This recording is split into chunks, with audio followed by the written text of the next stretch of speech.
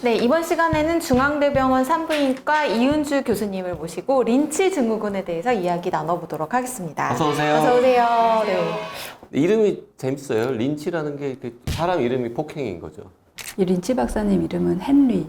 헨리 린치라는 분이에요. 이분이 어떤 가족에서 암이 호발하는 것을 발표를 하셨어요. 그때는 유전성암 이런 개념이 전혀 없었던 때죠. 보통 대장암이 용종에서 생긴다고 네, 하잖아요. 네, 네. 근데 용종이 없는데도 대장암이 생기는 가족. 그러니까 그거를 발견하시고 이거 뭔가 이상하다라고 해서 이제 그 린치 증후군이라는 게 그렇게 발표를 하셨는데 네. 그게 나중에 이제 저희들이 유전성 암 이런 개념이 생기고 이제 의학도 발달하고 하면서 이게 유전적 요인을 가진 암이었구나. 그래서 린치 증후군으로 불리게 된 거죠. 그럼 린치 증후군이라고 하면은 무슨 증상이 있는 게 아니에요? 암 발생을 할 수 있는 유전자 돌연변이를 가지고 있다는 겁니다. 저희가 그러니까 세포가 분열을 할 때 DNA도 이렇게 나눠지잖아요. 그런 과정에서 DNA 복제도 일어나고 그런 과정에서 실수가 없을까요? 있겠죠. 네. 약간의 실수들은 복구를 다 합니다. 근데 그런 복구를 하는 복구 단백질, 그것의 유전자의 돌연변이가 생기면 못하겠네요. 네. 그래서 암이 발생한다는 거고요. 그래서 그 유전자 돌연변이가 발생한 그 사람, 그 가족. 근데 그로 인해서 어차피 이게 어떤 특정한 암에 특정되어 있는 게 아니고 전반적인 네. 세포이다 보니 여러 가지 암이 발생할 가능성이 있다는 거죠. 집안에 뭐 암이 잘 생긴다 그러면 일반인 전체 평균보다 그 암이 생길 확률이 뭐 2배다, 3배다 뭐 요 정도로 얘기를 하잖아요. 근데 이 린치 증후군은 그거보다 훨씬 확률이 높더라고요. 네, 맞습니다. 그 유전자 돌연변이가 있으면 어떤 암이? 어떤 암이 생기는지 궁금해요. 린치 증후군을 갖고 있을 때. 이게 대부분은 대장암과 자궁 내막암이거든요. 그런데 발생률, 유병률 이런 퍼센트는 레포트마다 상당히 차이가 많이 납니다. 그래서 너무 이렇게 브로드하긴 하지만 대장암은 보통 40에서 60% 이렇게 저희들이 설명을 하긴 하거든요. 자궁 내막암. 자궁 내막암도 여성의 경우도 40에서 60%로 보고 유방암도 뭐 10에서 50%. 그 남성 같은 경우는 전립선암도 17에서 38% 이렇게 보고는 되어 있습니다. 그게 있으면은 막 반은 무조건 암이 걸려 이거는 아니잖아요. 아주 좋은 질문이십니다. 린치 증후군 자체가 많지를 않기 때문에요. 내가 린치 증후군이다라는 사실을 어떤 경로로 알게 되는 겁니까? 보통은 제 환자 같은 경우는 자궁 내막암으로 오시잖아요. 네. 그런 경우에 이 복구 유전자 검사를 합니다. 그 암 조직을 가지고 조직 면역 염색을 하게 되면 돌연변이가 있는 경우에는 단백질 발현이 되지 않아요. NGS나 이런 것처럼 유전자를 아예 본격적으로 검사하는 그런 방식을 써도 알 수는 네. 있겠네요. NGS가 이제 확정입니다. NGS를 해서 돌연변이에 의해서 단백질이 발현이 저하되는지를 확인을 하면 정확히 그 유전자의 어떤 부분에 돌연변이가 있는지를 알 수가 있잖아요. 네.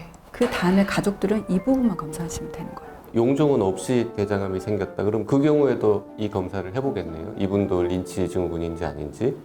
그리고 맞다고 확진이 되면 그럼 당연히 가족들도 같이 검사를. 해당하는지를 확인을 해봐야 될 것 같고. 이게 상염색체 우성 유전이라고 하거든요. 상염색체 우성이면은 되게 잘 내려간다는 뜻이죠. 엄마 아빠 중에 하나만 있어도 아이들이 반은 해당한다는 뜻이죠. 그리고 우성이기 때문에 내가 가지고 있는 유전자 중에 하나가 돌연변이가 있다면 이게 우성인 거예요.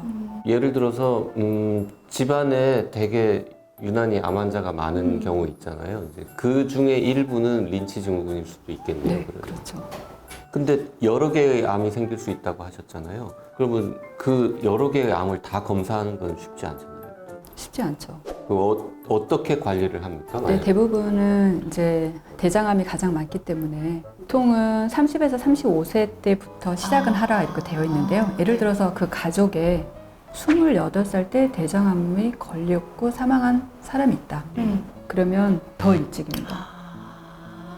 검사를 할 수 있는 나이가 되면 그냥 하는 게 나을 수도 있겠네요.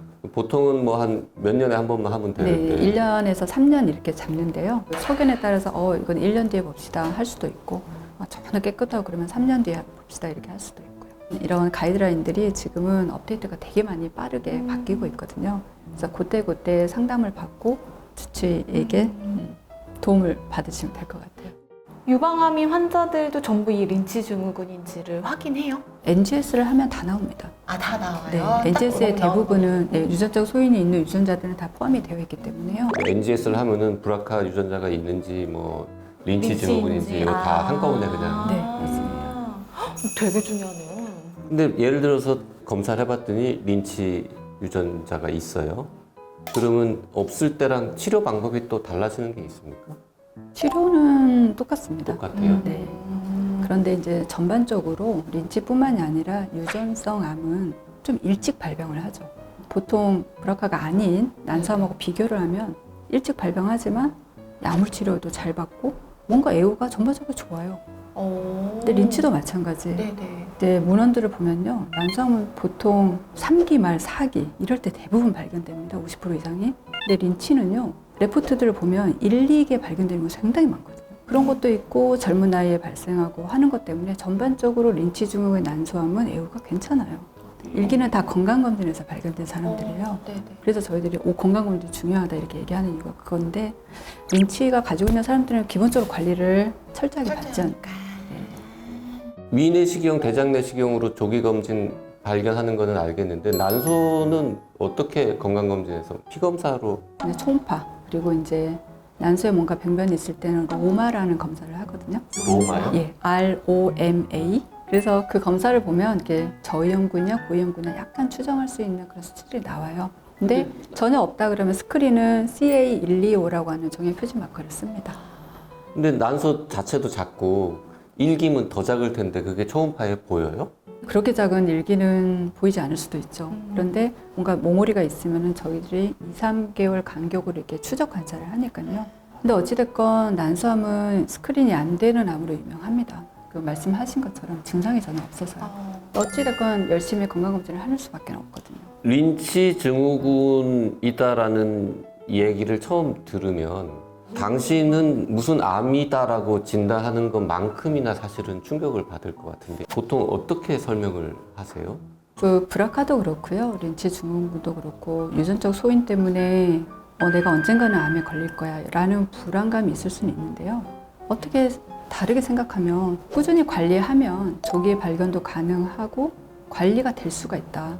산부인과 같은 경우는 이제 임신 계획이 다 끝났다. 그러면 이제 자궁이나 난소를 제거하는 방법도 있습니다. 예를 들어 이제 자궁에 근종이 있어요. 그러면 근종만 제거할 수도 있고 자궁을 절제할 수도 있겠죠. 근데 그럴 때는 린치 증후군 환자분들은 되도록이면 제거하는 게 낫지 않겠나 이런 식의 상담이 되겠죠. 그렇네요. 그럼 예를 들어서 출산은 다 끝났고 모르고 있었는데 린치 증후군인 거를 알게 됐어요. 그러면은 그냥 예방적으로 자궁 난소 절제하는 수술을 하기도 합니까? 환자분이 만약에 그런 불안감으로 일상생활이 힘들다. 그러면 당연히 제거하는 게 나을 수도 있습니다. 린치 증후군이라는 이런 게 있었군요. 네. 네, 오늘은 중앙대병원 산부인과의 이은주 교수님 모시고 린치 증후군이라는 생소한 상황에 대해서 공부해봤습니다. 고맙습니다. 감사합니다.